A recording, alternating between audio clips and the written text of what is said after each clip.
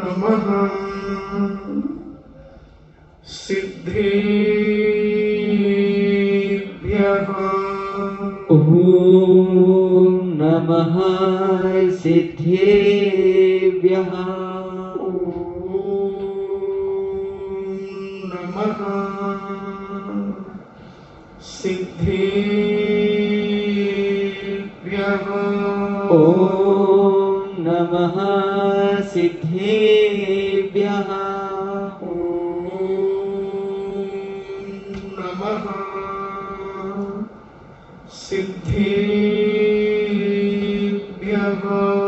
ॐ नमः सिद्धेभ्यः। इडमु अरिहन्ताणं नमो अरिहन्ताणम्। इडमु आयर्याणं नमो आयर्याणम्। इडमु उवच्छायाणं नमो वज्रायाणम्। इडमु लोये सब्बे साभूणं नमो लोये सव्यसाहोणम्। पंच परमेष्टि भगवान की जय अहिंसामयी वीतराग विश्व धर्म की जय। देवादिदेव 1008 श्री आदिनाथ भगवान की जय देवादिदेव 1008 चिंतामणि घोर उपसर्ग विजेता श्री पार्श्वनाथ भगवान की जय। देवादिदेव 1008 शासन नायक बाल ब्रह्मचारी भगवान महावीर स्वामी की जय। परम पूजनीय आचार्य शिरोमणि गुरुवर श्री कुंद कुंद महामुनिराज की जय। परम पूजनीय आचार्य शिरोमणि गुरुवर श्री विद्यासागर जी महामुनिराज की जय। परम पूजनीय निर्यापक श्रवण मुनि श्री सुधा सागर जी महाराज की जय। परम पूजनीय 3,9 करोड़ महामुनिराजों की जय। तपोदय अतिशय क्षेत्र की बोले चिल्लक श्री 105 गंभीर सागर जी चिल्लक श्री गंभीर सागर जी महाराज जी की जय। चर्चा चल रही है सामायिक व्रत की, फिर उसके बाद सामायिक। सामायिक व्रत जो जैनाचार्यों ने कहा, उसके बाद प्रोषदोक शिक्षा व्रत आता है कि हम उसे किस प्रकार से पालन करें और सामायिक से क्या लाभ होते हैं। क्योंकि आज की दुनिया में आदमी धर्म तब करता है जब उसे कोई लाभ हो, और लाभ नहीं हो तो धर्म न करे। ठीक बात है, क्योंकि वो धर्म को भी व्यापार जैसे मानने लगा है। और जैनाचार्य कहते हैं कि तुम जिनेंद्र के कुल में तुमने जन्म लिया है, तुम लाभ की चिंता मत करो, तुम अपने कर्तव्य निष्ठ होकर के जीवन जियो और अपने कर्तव्यों का पालन करते चलो। लाभ तो मिलेगा ही मिलेगा, मगर मांगने से थोड़ा सा अच्छा नहीं माना जाता। जैसे किसी बिटिया की शादी हो और वो अपने माता पिता से कहे, पिताजी ये भी दे दो, पिताजी ये भी दे दो, पिताजी ये भी दे दो, तो क्या उस बेटी को अच्छा मानोगे? नहीं मानोगे। कोई भी माता पिता अपनी बेटी की शादी में पूरी जी जान लगाता है कि जितनी अच्छी से अच्छी मैं उसकी शादी कर सकूं और जितना अच्छा उसे खुश करके मैं भेजूं, ये हर माता पिता का एक उद्देश्य होता है, एक विचार होता है। उसी प्रकार हमारा धर्म कहता है कि तुम मांगो या ना मांगो, तुम सोचो या ना सोचो, हम तो जितना तुम धर्म करोगे उतना फल तुम्हें अपने आप मिलेगा। दुनिया की कोई ताकत उसे छीन नहीं सकती। बस आप अपने कर्तव्य निष्ठ होकर के काम करते चलो। जितना कार्य तुम्हें बताया उस कार्य को तुम करते चलो, और जब करते चलोगे तो तुम्हें फल उसका मिलेगा। मांगना क्यों, सोचना क्यों, वो तो मिलेगा। जैन दर्शन पूरा एक गणित है। जैसे तुमने गणित को हल किया, जितना तुम गणित हल करते चले गए उतने नंबर तुम्हारे पक्के होते चले गए। उसी प्रकार जितना धर्म की क्रिया तुम निर्दोष करते चले गए, अपने कर्तव्य निष्ठ होकर के तुम चलते गए, तो उसका फल तुम्हें मिलता ही रहेगा, मिलता ही रहेगा। फल में कहीं कमी नहीं है। बस हमारा धर्म कहकर के नहीं आता कि तुमने ये किया था उसका फल हम तुम्हें ये दे रहे हैं, तुमने वो दान किया था उसका बेनिफिट हम तुम्हें ये दे रहे हैं। नहीं, अगर कहकर के आने लगे तो ये व्यापार हो जाए।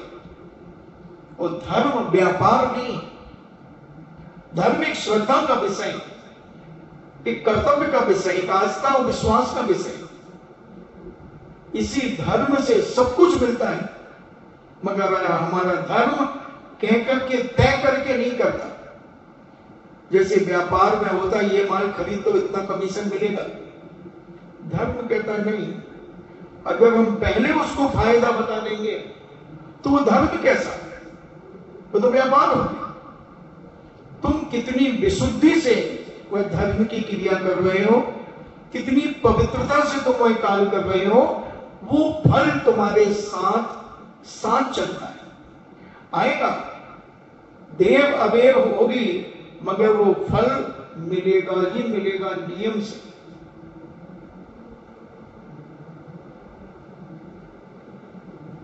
अब कल अपन ने कहा था कि सामायिक व्रत करने वाला अगर सामायिक करता है तो उसे मुनिवत, श्रवणवत कह दिया गया। तो मन में भाव आया किसी के, तो यह भाव श्रवण नहीं है। किसी ने पूछा कि यदि वह उस समय भाव श्रवण हो गया है तो उसके श्रावकपना कैसे रहेगा? आपने उसे श्रवण की उपमा दे दी, मुनि की उपमा दे दी, तो क्या वह भाव श्रवण हो जाएगा? तो यहां पूज्य मूलाचार में पट्टगेर स्वामी उत्तर देते हैं कि वह भाव श्रवण तो नहीं है, किंतु श्रवण के सादृश्य है। जैसे अपन कहते हैं चंद्रमुखी कन्या, किसी सुंदर बालिका को देखकर अपन चंद्रमा की उपमा दे देते हैं उसे। क्या वो चंद्रमा मय हो गई? क्या वो चंद्रमा बन गई?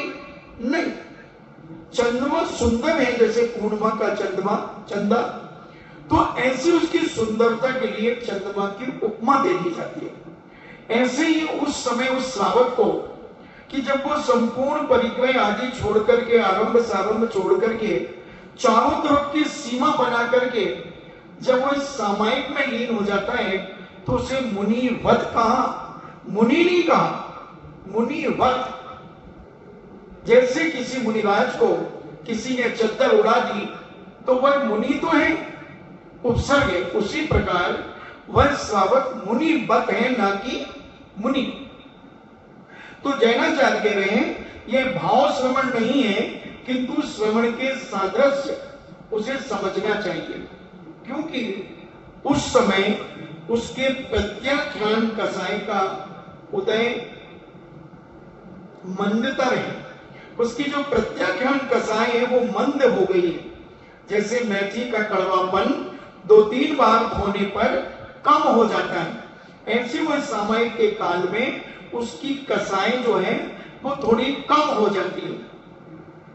यद्यपि सामायिक में सर्व सावध्य निवृत्ति हो जाती है, इन्हें सामायिक के समय सभी प्रकार का आरंभ सारंभ काम धाम सारे के सारे समाप्त हो जाते हैं, तथापि संयम घाती चरित्र मोहिनी कर्म के उदय के कारण इसे संयत नहीं कह सकते, मगर मोहिनी कर्म होने के कारण इसे हम पूर्णतः संयत नहीं कह सकते।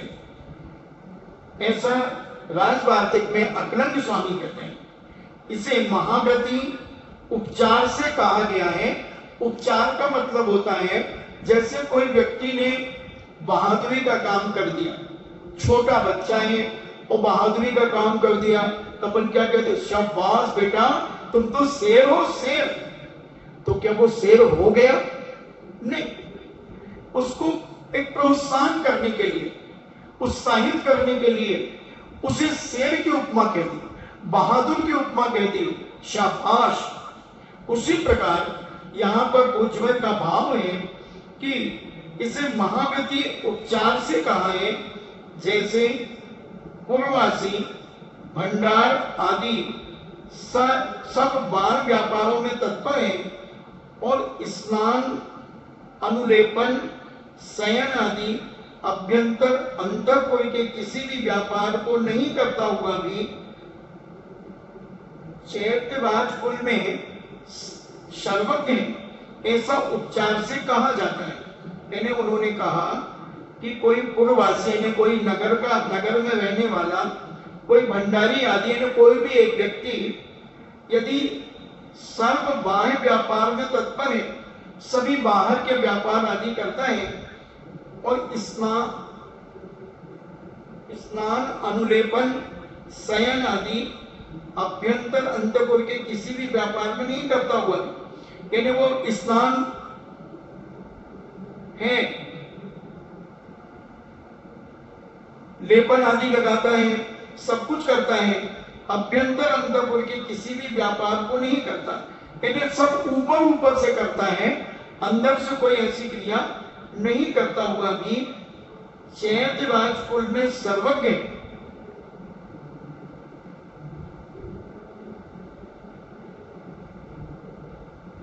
तो ऐसा उसे बाहर से सर्वज्ञ कह देते हैं, ऐसा उपचार से कहा जाता है। उसी प्रकार हिंसादि सर्व बाह्य व्यापारों में अनासक्त बुद्धि वाला अभ्यंतर संयम के घातक कर्मोदय से अपादिक मंद्र अविरति परिणाम होने पर भी सामायिक व्रति सामायिक काल में उपचार से महाव्रति कहा जाता है, क्योंकि उसने बाहर से सारा व्यापार आदि छोड़ दिया है, इसलिए उसे महाव्रति कहते हैं। इसलिए एकादशक आठी निर्ग्रंथ लिंगधारी अभव्य के भी महाव्रत पालन करने के कारण देश संयम भाव और संयम भाव नहीं होते। 11 अंग का ज्ञान कर लेते हैं मुनिराज। एकादशांग पाठी जो 11 अंग के पाठी हैं, निर्ग्रंथ लिंग धारण करने वाले हैं, मगर क्या है वो अभव्य है, भव्य नहीं है, तो उनका तो पहला गुण स्थान रहेगा। तो वो उनको भी महाव्रत पालन करने के कारण देश संयम भाव और संयम भाव नहीं होने पर भी, क्योंकि वो तो अभव्य है, मोक्ष कभी जाएंगे नहीं, मगर अध्ययन तो कर सकते हैं। अध्ययन कर लिया, 11 अंग का ज्ञान प्राप्त कर लिया और दिगंबर भेष भी धारण कर लिया, मगर उनका गुण स्थान तो पहला ही है, अभव्य, तो भी उन्हें अपन महाव्रति कहते हैं, मगर उनका तो देश संयम भी नहीं है, भाव देश संयम भाव भी नहीं हो, संयम भाव नहीं होने पर भी और उपरिम ग्रहविक यानी 9वें ग्रहविक तक चले जाते हैं, उनकी उत्पत्ति हो जाती है। इसलिए उपचार से उन्हें महाव्रति कहते हैं, महाव्रति भाव से नहीं होते। अब किसी ने कहा कि जब आपने सामायिक शिक्षागत रख दिया, फिर तीसरी प्रतिमा सामायिक में फिर क्या अंतर है, दोनों में अंतर क्या है? तो फिर जैनाचार्य कहते हैं पहले व्रत प्रतिमा में 12 व्रतों के अंतर्गत 7 शील व्रतों में सामायिक नाम का एक व्रत आता है, यानी 5 अणुव्रत, 3 गुणव्रत और 4 शिक्षा व्रत। तो 3 गुणव्रत और 4 शिक्षा व्रत को शील व्रत भी कहते हैं। तो इसमें अपन ने देशावकाशिक के बाद सामायिक व्रत की चर्चा अपन कर रहे हैं। तो कहा है वही सामायिक, इस सामायिक प्रतिमा कारण करने वाले श्रावक के व्रत हो जाता है, जबकि दूसरी प्रतिमा वाले के वही शील रूप रहता है। व्रत प्रतिमा में 1 बार, 2 बार अथवा 3 बार सामायिक होती है, जबकि सामायिक प्रतिमा में निश्चलता से 3 बार सामायिक करने योग्य है, ऐसा जानना चाहिए। तो दूसरी जो व्रत प्रतिमा व्रत है, तो उसमें तो 2 बार सामायिक कर सकते हैं आप, 1 बार 2 बार, मगर तीसरी प्रतिमा तो 3 बार करना ही पड़ेगा। और अंतर 48 मिनट की तीसरी प्रतिमा में सामायिक करना पड़ेगा। इसमें 24 मिनट भी चल जाएंगे किन्हीं आचार्यों की मान्यता से। बाकी तो उन्होंने बता दिया कि आप केस बांध लीजिए, मुट्ठी बांध करके रख लीजिए, कपड़ा बांध लीजिए, उतनी देर का समय आप सामायिक का, और 1 बार भी चले, 2 बार भी चल जाती। मगर तीसरी प्रतिमा में और व्रत प्रतिमा में यही अंतर है कि उसमें निश्चलता पूर्वक, इसमें थोड़ा बहुत अतिचार आदि लगता है, मगर उसमें 3 बार नियम से करना पड़ेगी। सुबह संधि काल में, मध्याह्न में और शाम को संधि काल, ऐसे 3 बार ये सामायिक करना पड़ेगा। तो वही लाभ के बाद जो मैंने उदाहरण दिया, तो सामायिक करने वाला यदि अभक्त भी हो और वह निर्गंध रूप धारण कर 11 अंग का पाठी हो, तो वास्तव में असंयम भाव धारण करने पर भी 12 महाव्रतों के पालन करने से वह उपरिम ग्रेविक के विमानों में अहिमंद के स्थान में जाकर उत्पन्न हो जाता है। इन्हें अभी उसका गुणस्थान की अपेक्षा देखें तो पहला गुणस्थान है, और कोई संयम नहीं है, मिथ्या दृष्टि है, अभक्त है, मगर ऊपर से मुनि बन गया है, और मुनि बनकर के 11 अंक का ज्ञान भी कर लिया है, खूब स्वाध्याय कर रहा है, तो कम से कम स्वर्ग तो जाएगा, 9वें ग्रह तक चला जाएगा। इससे बड़ा लाभ और क्या हो सकता है? कि वो भाव से तो मुनि नहीं बना, केवल एक शरीर का वेश धारण किया है, उस कारण से भी उसे 9वें ग्रह तक पहुंचा दिया। यदि वही भव्य जीव सम्यक दर्शन से अपनी आत्मा को पवित्र कर ले और फिर सामायिक धारण करे, तो उसकी बात ही क्या है? फिर तो वो मोक्ष चला जाएगा, उसकी बात ही क्या है? तो इसलिए जो 2 प्रतिमाधारी हैं, तो उस समय जो सामायिक करते हैं, उस समय उनको लाभ ही लाभ है, क्योंकि वो बाहर से तो सब चीजों का त्याग कर चुके हैं। अब प्रोषदोपवास शिक्षा व्रत की बात करते हैं। प्रोषदोपवास तो कहते हैं आहार कितने प्रकार का होता है? 4 प्रकार का। 4 प्रकार के आहार का त्याग करना उपवास माना जाता है।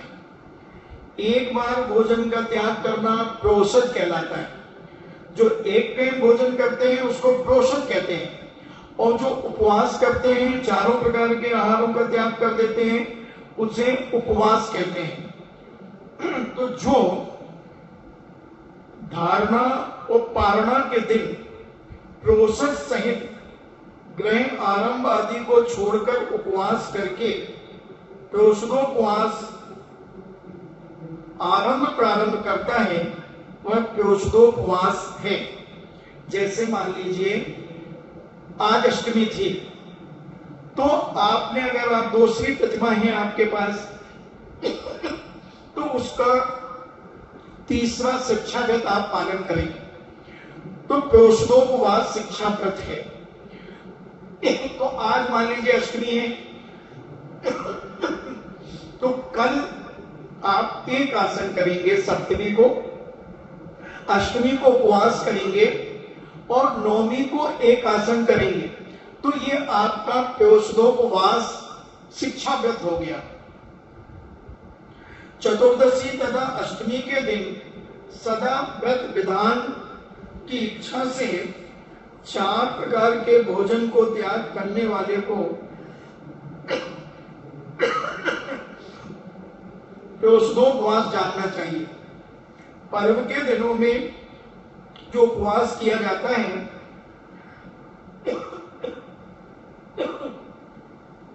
उसे प्योषदोपवास कहते हैं। जो श्रावक सदा दोनों पर्वों में स्नान, यानी अष्टमी चतुर्दशी के दिन जो श्रावक स्नान नहीं करता, विलेपन यानी लेप आदि नहीं लगाता, भूषण आभूषण आदि नहीं पहनता, ब्रह्मचर्य का पालन करता है, गंध धूप आदि का त्याग करता है, वैराग्य रूपी भूषण से भूषित होकर उपवास या एक आसन व निर्विकृति भोजन करता है, उसके प्योषदोपवास नाम का शिक्षा व्रत होता है।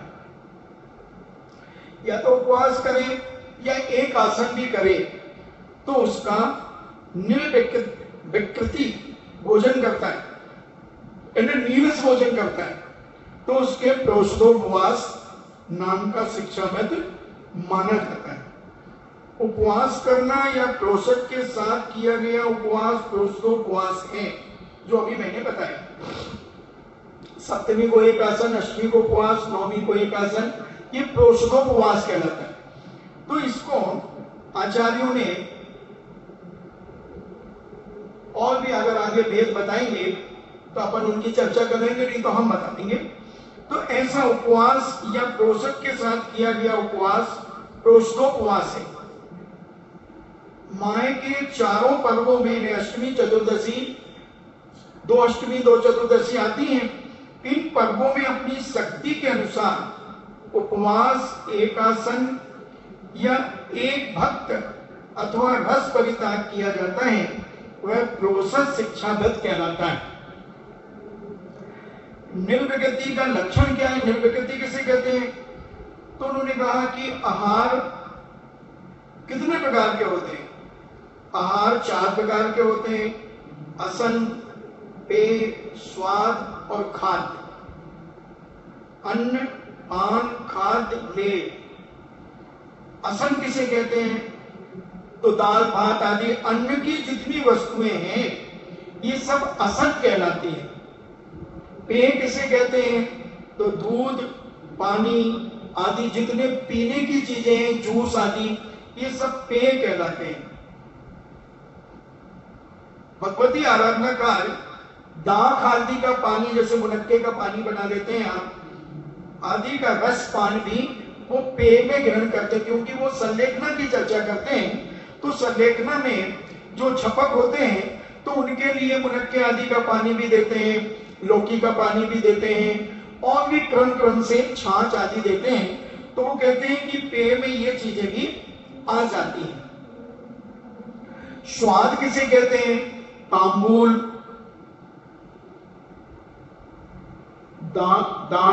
दाड़िम आदि स्वाद, और खाद्य पुआ आदि जो खाद्य है ये, और अन्न वही दाल भात आदि सब अन्न में। लेह में रबड़ी, जो चाट चाट करके जो चीज खाई जाती है वो लेह में आ जाती है, और स्वाद में तो लौंग इलायची आदि आ ही जाती है। तो ऐसे प्रोषदोपवास में इस प्रकार का त्याग किया जाता है। अब उन्होंने कहा कि प्रोषदोपवास कितने प्रकार का होता है, जो भी मैं कह रहा था कि और उसके भेद, तो उन्होंने कहा प्रोषदोपवास 3 प्रकार का होता है। उत्तम प्रोषदोपवास, मध्यम प्रोषदोपवास और जघन्य, यानी फर्स्ट, सेकंड, थर्ड, 3 प्रकार का। देखो हमारे जैनाचार्य कितने महान थे। अगर तुम्हारी शक्ति उपवास करने की नहीं है फिर भी तुम्हें व्रती बनाने के लिए पूरी ताकत लगा रहे हैं कि तुम कैसे भी व्रती बनो, तुम डरो मत कि अष्टमी चतुर्दशी में उपवास नहीं कर पाऊंगा। तो उन्होंने कहा कैटेगरी बना देते हैं, अगर तुम उपवास के साथ एक आसन करके उपवास और फिर एक आसन करते हो तो तुम श्रेष्ठ कहलाओगे, उत्तम कहलाओगे। और मध्यम तो उनकी विधि बताते हैं कि किस प्रकार से उत्तम और किस प्रकार से मध्यम और किस प्रकार से जघन्य माने जाओगे। तो हमने जैसे कहा सप्तमी और त्रयोदशी के दिन अतिथि जन के लिए भोजन के अंत में स्वयं भोजन वस्तु का भोजन करके वहीं पर मुख शुद्धि करके मुंह और हाथ पांव धोकर वहीं उपवास संबंधी नियम करके पश्चात जिनेन्द्र भगवान के भवन में जाकर यानी जिनालय में जाकर और जिन भगवान को नमस्कार करके गुरु के सामने वंदना पूर्वक क्रम से प्रतिकरण करके गुरु की साक्षी से विधि पूर्वक उपवास ग्रहण करना चाहिए। यानी इनका कहना है अगर आपको प्रोष्णोपवास करना है तो आप अगर आपके नगर में कोई त्यागी व्यक्ति अतिथि हैं तो आप सप्तमी के दिन उन्हें भोजन आदि कराइए। उनके भोजन करने के बाद आप स्वयं भोजन कीजिए और वहीं पर मुख शुद्धि कर लीजिए, यानी अपना मुंह साफ कर लीजिए कुल्ले आदि सब करके, और फिर उसके बाद वहीं संकल्प कर लीजिए कि मैं कल का उपवास करूंगा। फिर वहां से जिनालय में जाकर भगवान की साक्षी में आप संकल्प कर लें। और अगर आपके नगर में साधु संत हैं तो उनके पास संकल्प करें कि महाराज आज का तो एक आसन है और कल का मैं उपवास करूंगा, ऐसा संकल्प कर लें। तथा शास्त्र वाचना आदि, यानी फिर उपवास तो है, अब कल का उपवास है तो अपन इधर उधर की बातें करने लगो, घर गृहस्थी की सफाई करने लगो, काम धाम करने लगो, नहीं। फिर कहते हैं शास्त्र वाचना आदि उपयुक्त विधि से दिवस व्यतीत करके, यानी आपने तो भोजन कर लिया, अब दिन भर आपको क्या करना है, मंदिर जी में आ जाइए, आप स्वाध्याय कीजिए, माला फेरिए, मौन रहिए, ध्यान करिए और ये बड़े धार्मिक क्रियाओं में ध्यान करिए। और आह्वानिक वंदना करके शाम को जिनेन्द्र भगवान की वंदना करके रात्रि के समय अपनी शक्ति के अनुसार कायोत्सर्ग में स्थित हो जाइए। यानी हम 1 घंटा 2 घंटा 4 घंटा जितनी देर आपको कायोत्सर्ग करने में अच्छा लगे। कायोत्सर्ग का मतलब है काय से ऊपर उठ जाना, काय से ममत्व को छोड़ देना।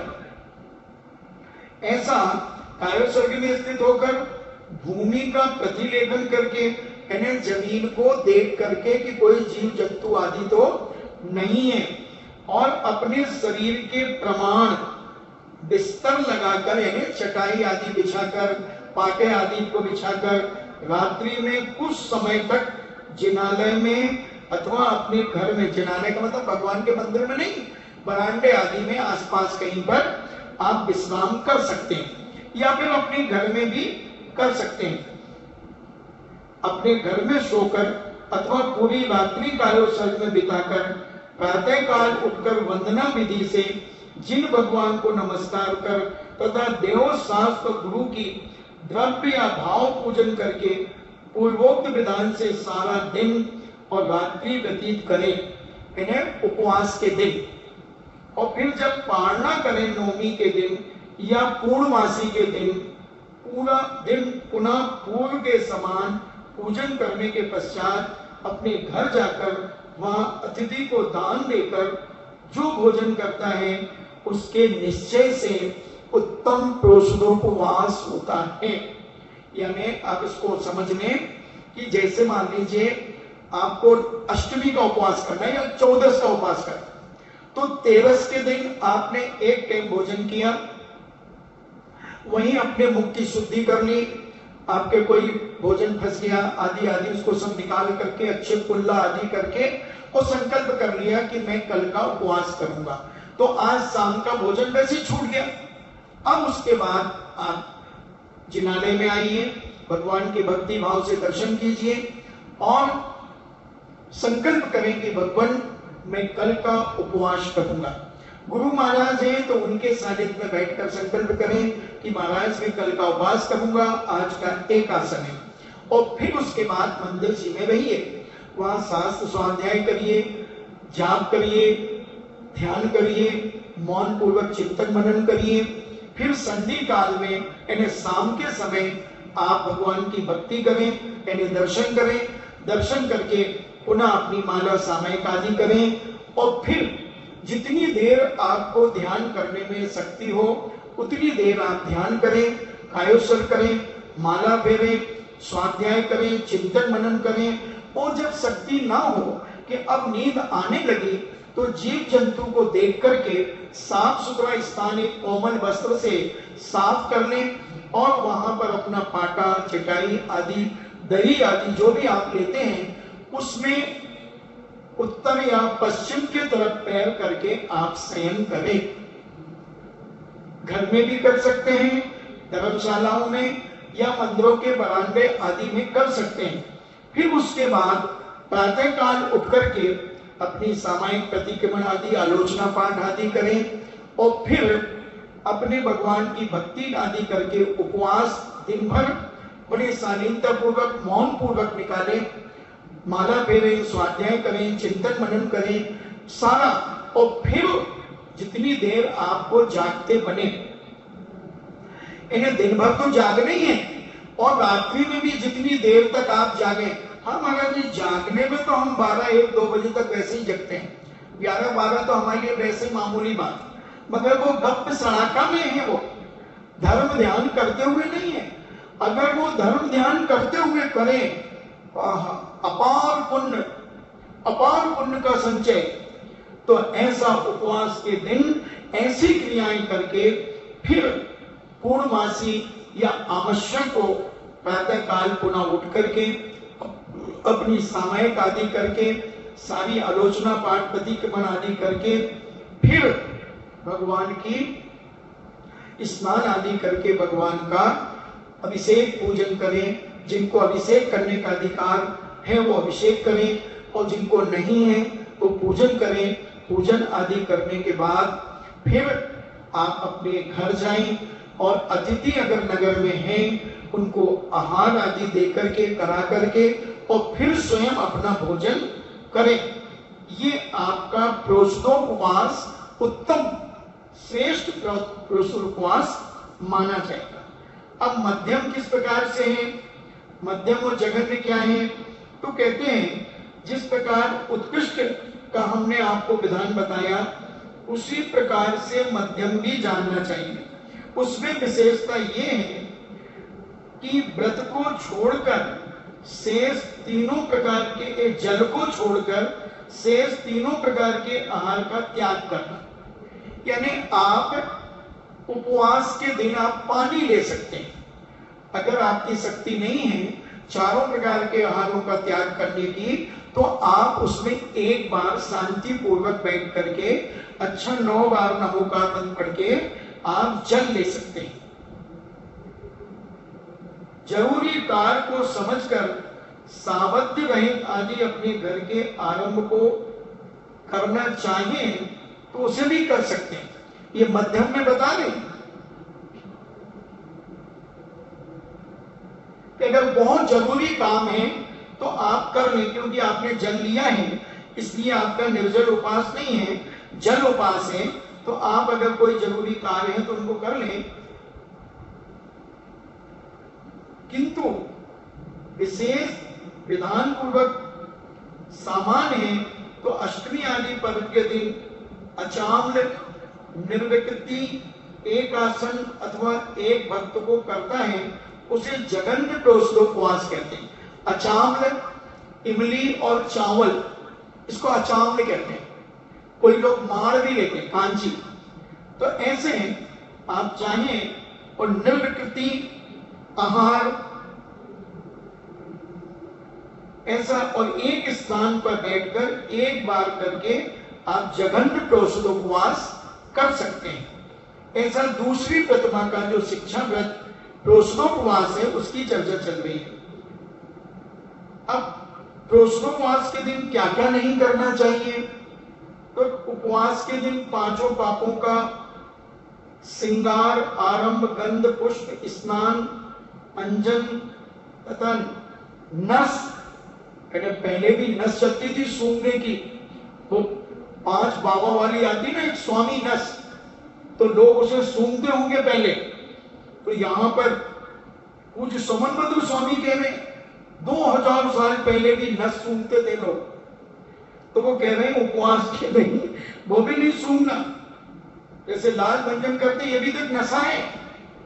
लाल मंजन जो बूंदी का है, बहुत फेमस है, बताते पन्नियों के पैकेट में आता है, और उसको खूब सारे लोग करते हैं, नालियां लाल कर देते हैं, घर की पट्टी दीवारें लाल कर देते हैं। तो वो नस सूंघने योग्य वस्तुओं का त्याग करें और दोस्तों को, आशीष श्रावक को अपने शरीर के संस्कार के कारण स्नान, गंध, माला आदि का प्रयोग ना करें। यानी उपवास के दिन नहीं नहाना चाहिए, कोई आरंभ सारंभ नहीं करना चाहिए, क्योंकि आपने तो सप्तमी या तेरस को ही सब त्याग कर दिया। इसलिए उपवास के दिन अब आपको नहाना कोई जरूरी नहीं, अगर आप व्रती हैं तो। और गृहस्थ है तो आप गृहस्थ के काम सब करते हैं तो फिर बात अलग। प्रोषद के दिन सिर से स्नान करना, उपटन करना, सुगंधित द्रव्य लगाना, माला पहनना, बालों आदि का सजाना, देह का संस्कार करना तथा अन्य भी राग के कारण को छोड़ देना चाहिए, ऐसा वसुनंदी महाराज अपने श्रावकाचार में कहते हैं। तो फिर क्या करना चाहिए? प्रोषदोपवास के दिन सोना चाहिए, ताश खेलना चाहिए, चौपड़ खेलना चाहिए, तेरी मेरी करना चाहिए, यहाँ वहां के व्यापार का हिसाब किताब करना चाहिए। तो वो कहते हैं कि मैं बताता हूं, ये तो तुम करते हो, अब मैं बताता हूं कि क्या करना चाहिए। श्रावक उपवास को ग्रहण कर शास्त्र वाचन, धर्म कथा श्रवण, श्रावक अनुपेक्षा, चिंतन, पठन पाठन आदि के उपयोग द्वारा अपना दिवस बितावे, यानी अपना दिन बितावे। उपवास के दिन आलस रहित हो कानों से अतिशय उत्कंठित होता हुआ धर्म रूपी अमृत को पीवे, यानी अपने कानों से जिनेंद्र भगवान की वाणी को सुने, उपदेश सुने, प्रवचन सुने, किसी विद्वान के द्वारा सुने, या स्वयं पढ़े, दूसरों को सुनाए और स्वयं सुने,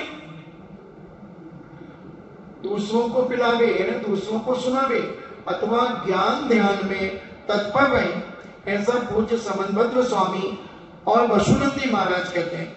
और सर्वार्थ सिद्धिकार क्या कहते हैं? प्रोषण करने वाले को पवित्र स्थान में, चैत्यालय में या अपने प्रोषदोपवास के लिए नियत किए हुए घर में एक कमरा आपने निश्चित कर लिया, उस घर में धर्म कथा के सुनने, सुनाने और चिंतन करने में मन को लगाना, उपवास, ऐसा उपवास करना चाहिए। ये प्रोषदोपवास शिक्षा व्रत है। तो इससे फायदे क्या है? फायदे तो ढेरों हैं। जो ज्ञानी आरंभ को छोड़कर उपशम भाव पूर्वक एक भी उपवास करता है, वह बहुत भावों में संचित किए हुए कर्म को लीला मात्र में क्षय कर देता है। जो एक उपवास भी बड़ी श्रद्धा भक्ति से करता है तो वो क्षण मात्र में बहुत सारे कर्मों का क्षय कर देता है, तथा जो उपवास करते हुए मोहवश आरंभ करता है वह अपने शरीर को सुखाता है। जो उपवास तो कर लेता है मगर दिन भर इधर उधर की बातों में लगा रहता है, ये काम करना, वो काम करना, ये अलमारी साफ करना, ये कपड़े इधर से उधर करना, ये दुनिया की गृहस्थी के कार्य में जो उलझता रहता है, तो वो कह रहे हैं वो केवल अपने शरीर को सुखा रहा है, उसके लेस मात्र भी कर्मों की निर्जरा नहीं होती। ऐसे कार्तिकेय अनुपेक्षा में कार्तिकेय स्वामी कहते हैं कि जो उपवास के दिन दुनिया के गृहस्थी के काम करता है तो वो शरीर को ही सुखा रहा है, व्यापार कर रहा है, इधर उधर की बातों में उलझा हुआ है, इसको उसको फोन लगा रहा है, सारे गृहस्थी के कार्य कर रहा है, तो वो शरीर सुखाना है, उसके कर्मों की निर्जरा नहीं होती है। जो जीव इस प्रकार संपूर्ण पाप क्रियाओं से परियुक्त होकर 16 पहर व्यतीत करता है, उसके इतने समय तक निश्चय पूर्वक संपूर्ण अहिंसा व्रत होता है। जो सप्तमी से लेकर 9वीं तक सभी आरंभ सारंभ का त्याग कर देता है, तो उसका संपूर्ण अहिंसा व्रत का पालन होता है। ऐसा पुरुषार्थ सिद्धि उपाय में अमृतचंद सूरी महाराज ऐसा कहते हैं कि भोग के हेतु से स्थावर जीवों की हिंसा होती है, इन्हें भोजन बनाना आदि करने से स्थावर जीवों की हिंसा होती है। और उपवासधारी पुरुष के ना कोई उपभोग इन्हें कोई चीज ग्रहण करता है और बार बार किसी चीज को भी ग्रहण नहीं करता, तो भोग के निमित्त से जरा भी हिंसा उससे नहीं होती, क्योंकि वचन गुप्ती होने से भाई झूठ भी नहीं बोलता, मौन रहता है तो झूठ भी नहीं बोलता, और स्त्री संसर्ग भी नहीं करता, मैथुन आदि भी नहीं करता, और चोरी भी नहीं करता, और शरीर में ममत्व का अभाव होने से क्रमशः वह अब्रह्म, चोरी और परिग्रह का अभाव है। उपवास में पूर्ण अहिंसा व्रत की पालना होने से अतिरिक्त अवशेष चारों व्रत भी उसके स्वयं में पल जाते हैं, क्योंकि उपवास से अहिंसा व्रत जब पल गया तो उसके 4 व्रत जो हैं वो भी पल जाते हैं। इस प्रकार संपूर्ण हिंसाओं से रहित रोषदोपवास करने वाला पुरुष उपचार से महाव्रती पने को प्राप्त हो जाता है। अंतर केवल इतना रह जाता है कि चारित्र मोह के उदय होने के कारण संयम स्थान को प्राप्त नहीं होता, क्योंकि वह चारित्र मोहिनी कर्म का उदय होने के कारण वह महाव्रती तो नहीं कहलाता, मगर वह महाव्रती के समान हो जाता है। ऐसा पूज्य आचार्य अमृतचंद सूरी अपने पुरुषार्थ सिद्धि उपाय में कहते हैं। तो ये हमने तुम्हें भोग के बारे में तो बता दिया था पहले, फिर भी विषयों के परिणामों के भीतर विषय संबंधी राग से होने वाली आसक्ति को क्रश करने के लिए प्रयोजन भूत भी इंद्रिय विषयों का परिणमन करना, सीमा निर्धारित करना भोग परिमाण गुणव्रत है। जब तक मेरी इंद्रियों में प्रवृत्ति नहीं होती तब तक के लिए मेरे सबका त्याग है। इस प्रकार की प्रतिज्ञा करते हुए नमोकार मंत्र का स्मरण करके फिर सोना चाहिए। देववसात यदि आयु क्षीण हो जाए तो त्याग के विशेष लाभ होता है। अतः व्यक्ति का कर्तव्य है कि जिस काल में वह भोग ना करता हो, यानी कोई चीज ग्रहण ना करता हो, उस काल के लिए वह उनका त्याग कर दे, तो उसके कर्मों की निर्जरा और ज्यादा होती रहती है। जो अपनी सामर्थ्य जानकर भोजन तांबूल यानी तांबूल यानी पान, वस्त्र आदि का परिमाण करता है, उसको भोग परिमाण नाम का गुणव्रत होता है कि मैं आज 1 पान खाऊंगा, 2 पान खाऊंगा। तो महाराज पान खा सकते हैं क्या? हाँ, व्रती के लिए भी हमारे मगर घर का, बाजार का नहीं, अपने घर का शुद्ध चूना, शुद्ध कट्ठा और पान का पत्ता सूखा करके, उनके पान की बाल्टी में जो डाला वो तो बिना छना पानी है, उस पत्ते को सुखा करके छने पानी से धो करके, और अगर पैसे नहीं खाओ तो बहुत अच्छी बात है। अगर आप मन चले हैं और व्रती भी हैं तो वो कहते हैं ठीक है, तो उसकी सीमा बना लो कि कितने खाऊंगा, मगर शुद्धिपूर्वक। ऐसा पूज्य आचार्य महाराज कार्तिकेय कहते हैं। ऐसा परिमाण करके भोगों के परिणाम का गुणव्रत हो जाता है। और उपभोग और परिभोग के पदार्थों का यावत जीवन त्याग करना अथवा अमुक समय की मर्यादा में अमुक वस्तुओं का परिमाण करना उपभोग परिभोग परिमाण गुण व्रत है। उपभोग और परिभोग किसे कहते हैं? तो भोजन, पान, गंध और माला आदि उपभोग है।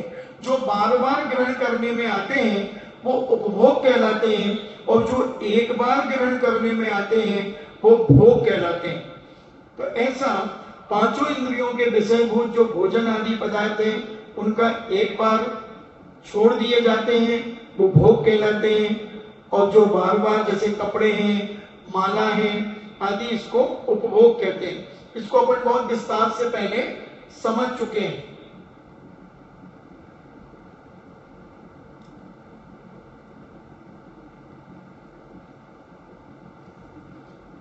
अब शिक्षागत अतिथि संविभाग अपन ने देशावकाशिक और सामायिक शिक्षागत किया। अब उसके बाद अतिथि संविभाग, अतिथि संविभाग शिक्षागत क्या है उसकी चर्चा अपन करते हैं। मोक्षार्थी, संयम परायण,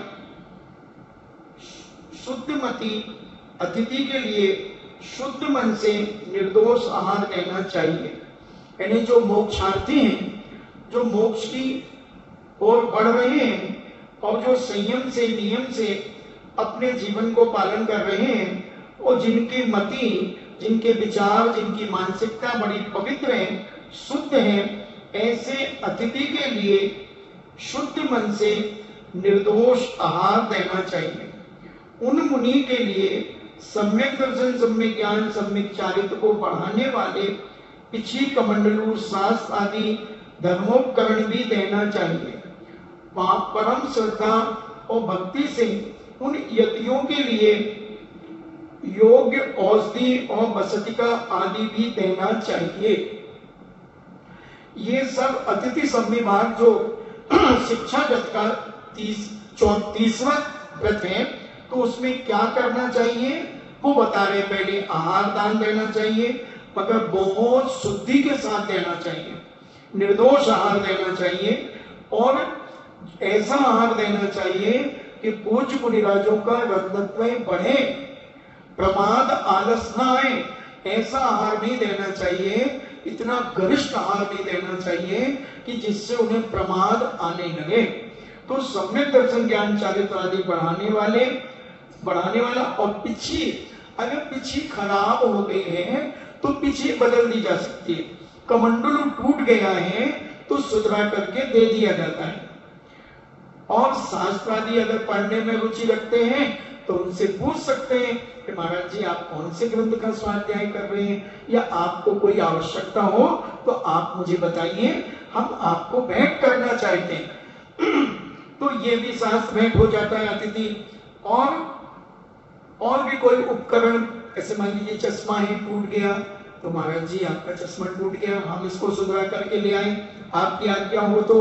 बड़े विनय पूर्वक और बड़ी श्रद्धा से, बीमार आदि हो गए हैं तो देख करके औषधि आदि की भी व्यवस्था, और कमरे आदि जो बसती का अपन कहते हैं जहाँ साधु संत रुकते हैं, वो भी उन्हें प्रदान कराना, ये सब अतिथि संविभाग व्रत के अंतर्गत आ जाता है।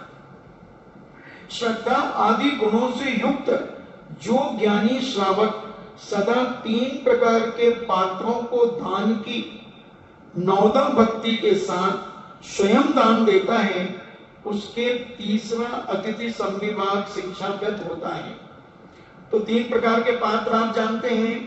पूज्य उत्तम पात्र हैं पूज्य मुनिराज, फिर एलक क्षुल्लक आरिकाई मध्यम पात्र, और जघन्य पात्र आपका सम्यक दृष्टि साधर्मी भाई।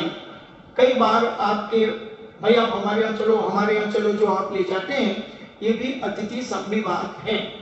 तो ऐसे तीनों पात्रों को आप भोजन आदि कराते हैं। वह 4 प्रकार का दान सब दानों में श्रेष्ठ है और सब सुखों का तथा सिद्धियों को प्रदान करने वाला है। अपने आने की तिथि का संकेत किए बिना अतिथि कौन कहलाता है, इसको बताते हैं। जिसकी आने जाने की कोई तिथि निश्चित ना हो, कोई संकेत ना हो, बिना घर आए अतिथि को शक्ति के अनुसार आदर पूर्वक लोभ रहित होकर विधि पूर्वक भिक्षा, औषधि, उपकरण तथा आवास देना अतिथि संविभाग कहलाता है। अब अतिथि किसे कहते हैं? तो जो संयम का नाश ना करते हुए, देखना अतिथि कौन है? जो संयम का नाश ना करे, ना संयम का नाश ना करते हुए विहार करे, यानी 4 हाथ जमीन नीचे देख करके चले, उन्हें अतिथि कहते हैं। अथवा जिसकी कोई तिथि नियत नहीं है, निश्चित नहीं है, अर्थात अनियत समय में गमन करते हैं, उन्हें अतिथि कहते हैं। कह के नहीं करते, जब इच्छा हुई किसी कमंडल उठाया और रवाना हो गए। पांचों इंद्रियों का अपने अपने विषयों में लगना ही 5 तिथियां हैं। यथा इंद्रियों को अपने अपने विषय में प्रवृत्ति करना संसार का कारण है, और जो उनसे मुक्त हो गए हैं उसे अतिथि कहते हैं। संयम की, और जो संयम की वृद्धि के लिए निरंतर भ्रमण करता रहता है वह अतिथि कहलाता है। और अतिथि व्रत का पालन करने से बहुत सारे फायदे होते हैं। पात्र दान, अतिथि त्यागी व्यक्तियों को आहार दान देने का मौका मिलता है, और पात्र दान करने से हिंसा की पर्याय लोभ, कसाई का अभाव होता है, और जो व्यक्ति साधु संतों को दान देता है उसकी लोभ प्रवृत्ति कम होने लगती है, लालच कम होने लगता है। इसलिए वह दान देना मानो हिंसा से छूटना अथवा अहिंसा का ही पालन है। जो दाता पात्रदान की इच्छा रखता हुआ अपने लिए बनाया हुआ भोजन आहार मुनि को देता है तथा दुख और विषाद पश्चाताप से रहित होता है, वही निर्लोभ दाता कहलाता है। जो अपने लिए भोजन बनाया और उसी में साधु को आहार दे देता है, उसके लिए अहिंसा व्रत का पालन होता है। ऐसा पूज्य आचार्यों ने हमें शिक्षा व्रत के बारे में कहा। और चौथा शिक्षा व्रत संलेखना कहलाती है। तो संलेखना क्या कहलाती है? मरण के समय निष्प्रय होकर कोई वस्तु मेरी नहीं है और ना मैं किसी का हूं, ऐसा विचार करके निर्ममत्व भाव रखना संलेखना शिक्षा व्रत है। वस्त्रमात्र परिग्रह को रखकर और अवशिष्ट समस्त परिग्रहों को छोड़कर अपने ही घर में अथवा जिनालय में रहकर जो श्रावक गुरु के समीप मन वचन काय से अपनी भले प्रकार आलोचना करके पान यानी पेय पदार्थ के सिवाय शेष 3 प्रकार के आहार का त्याग करता है, उसे उपासका अध्ययन सूत्र में संलेखना नाम का शिक्षा व्रत कहा है। यानी जब वो अपनी स्थिति जैसी देख लेता है तो संलेखना की तैयारी गुरु के पास करने लगता है। ऐसा संलेखना के संबंध में कहा और विस्तार से अपन संलेखना की चर्चा करेंगे, क्योंकि अधिकतर भविष्य में ऐसे लोग ही प्रवचन में बैठे हैं जिनको संलेखना की तैयारी करना है। तो भविष्य में सही कह रहा हूं, तो ऐसे लोगों को और विस्तार से संलेखना कैसे की जाती है, क्या है संलेखना में, कैसे परिणाम किए जाते हैं और किस प्रकार से पूज्य महाराज उनकी संलेखना कराते हैं, मुनिराजों की कैसे संलेखना होती है, उसमें क्या अतिचार लगते हैं, सारा का सारा बहुत सुंदर वर्णन अपन चर्चा करेंगे।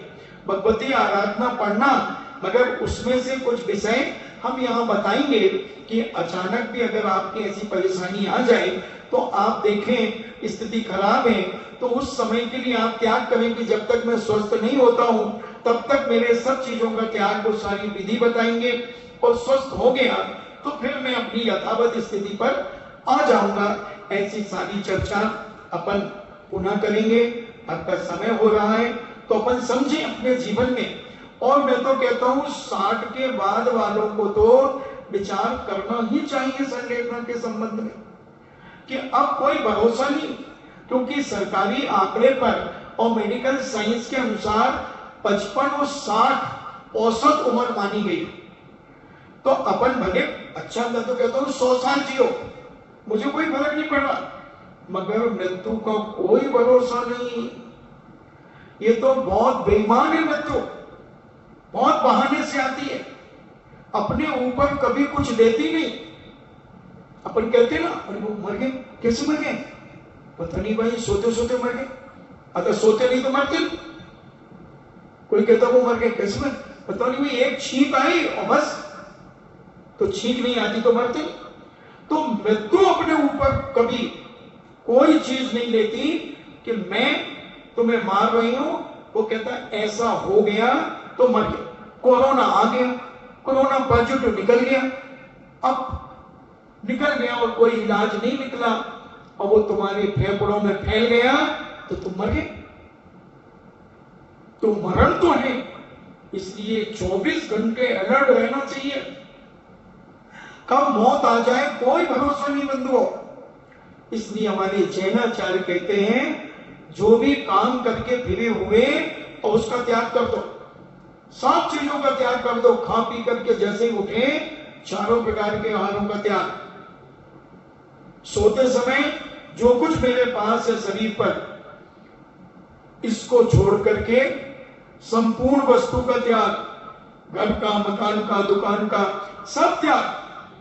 अब रात को क्या पता दुकान में क्या हो रहा है, क्या पता फैक्ट्री में क्या हो रहा है, क्या पता घर में क्या हो रहा है।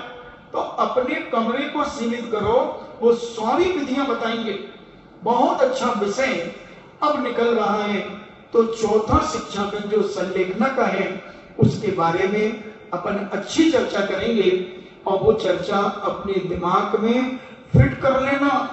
24 घंटे उठते जागते, चलते फिरते, सोते जागते, सब समय स्मरण रहना चाहिए कि यमदंड, यमदूत हमारे ऊपर चक्र लेकर के घूम रहा है, किस समय चपेट में ले ले कुछ नहीं कहा जा सकता। और वातावरण भी ऐसे चल रहा है, वातावरण भी ऐसे चल रहा है।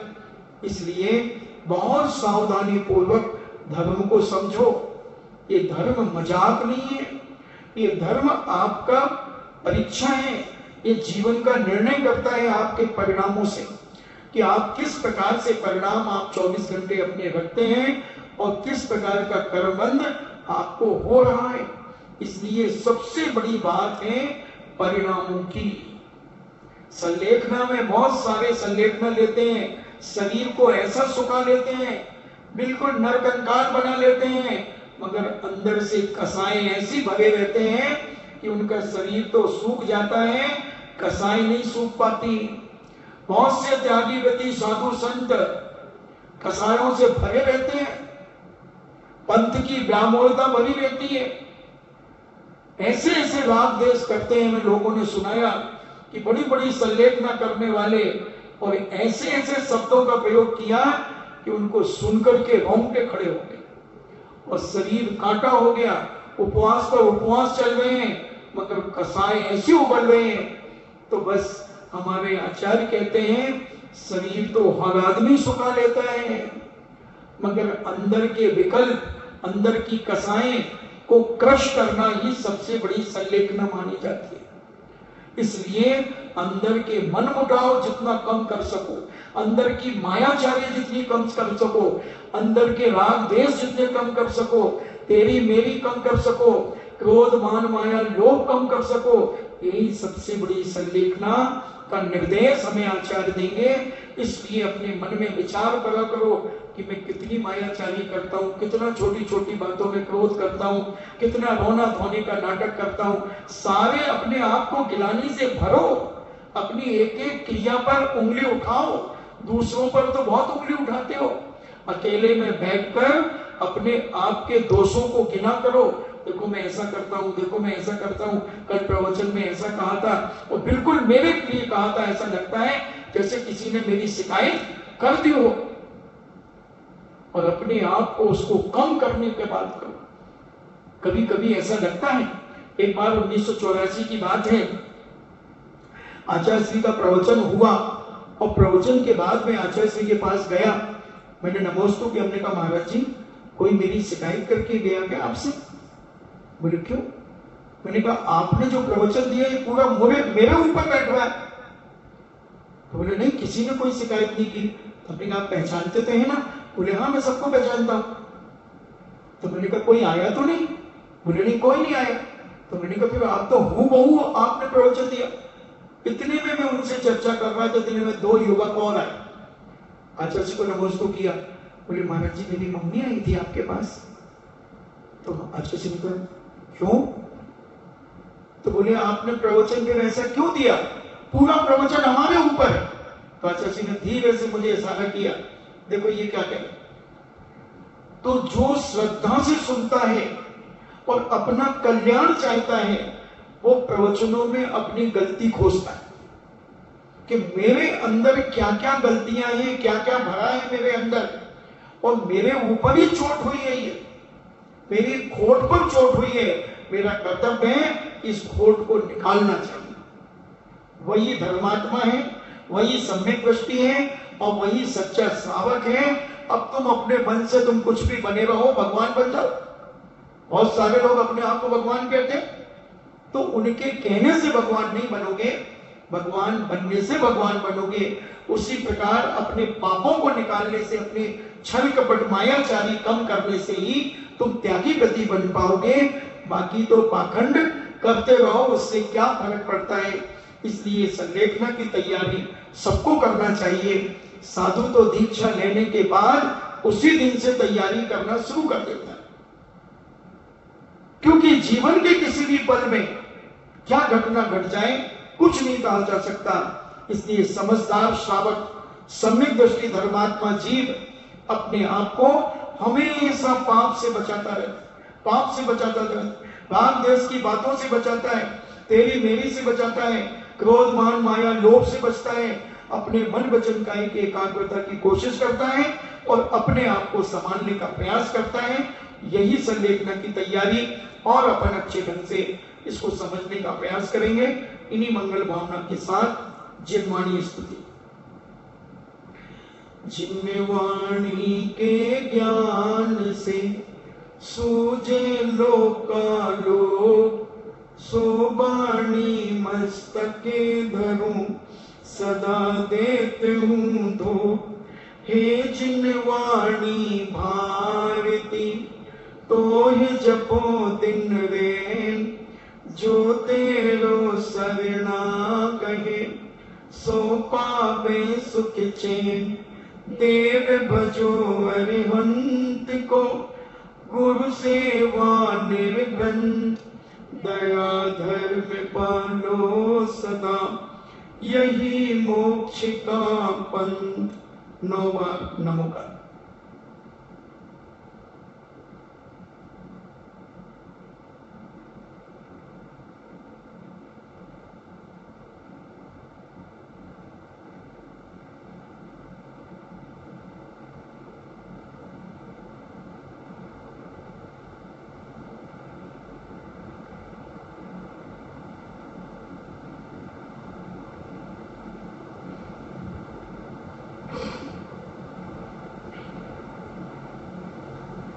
परम पूजनी द्वादशांग जिनवाणी माता के सुत देवता, शुद्ध देवता, शुद्ध देवता, जैनम जेतु शासनम, जैनम जेतु शासनम, जैनम जेतु शासनम,